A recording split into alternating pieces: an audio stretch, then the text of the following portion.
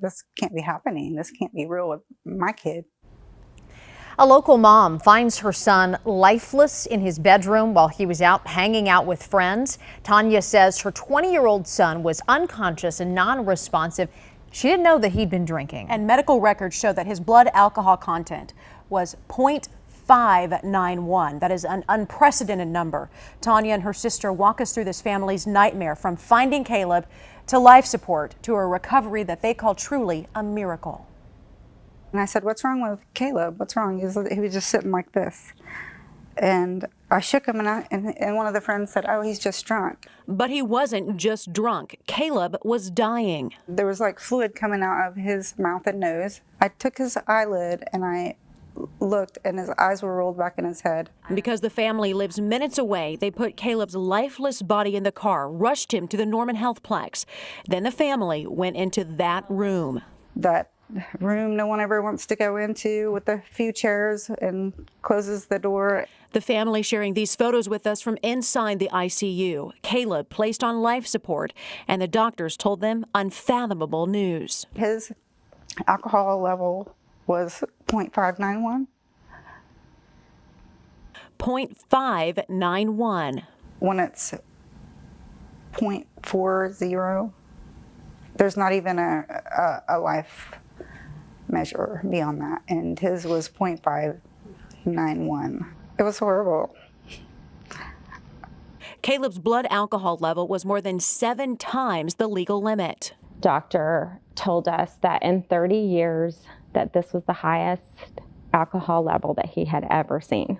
And if he did survive, doctors warned of possible major brain damage. I asked my sister, I said, "You have to wake him up. Please wake him up. You have to." And that is what his family tried to do for more than 10 hours. As the sun began to rise, the first glimmer of hope. He squeezed my hand and 2 tears fell.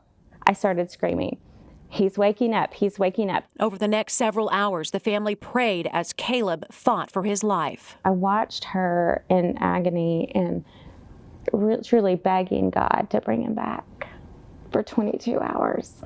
As he started to gain consciousness, Caleb began to explain what he remembered from that night of drinking. One of his friends had just turned 21. And they say that friend brought alcohol to Caleb's house as they played video games. Alcohol, that 80 proof vodka that he had drank, had scorched or burned his stomach. Between 17 and 20 shots. He'd have never made it another hour. It's truly a miracle that he survived. It really is, with that amount of alcohol content. Caleb not only survived, but has made a full recovery, and now his family sharing his story. We don't want any family to go through what we went through.